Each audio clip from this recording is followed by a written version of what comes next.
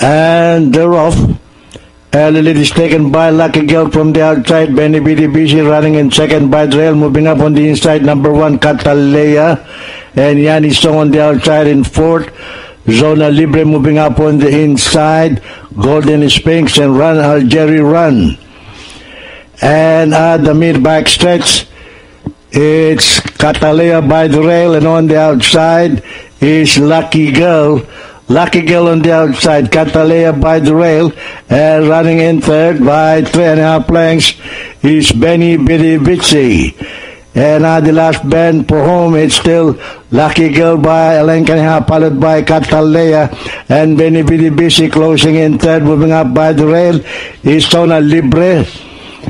At the last bend for home, it's still Lucky Girl in the lead, followed by Benny BDBC on the outside, and by the Zona Libre on the outside, Catalea.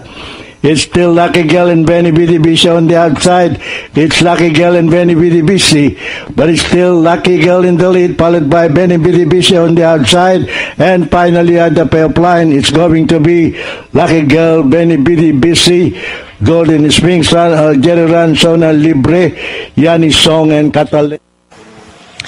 Okay, 6-4-2-3 order of arrival.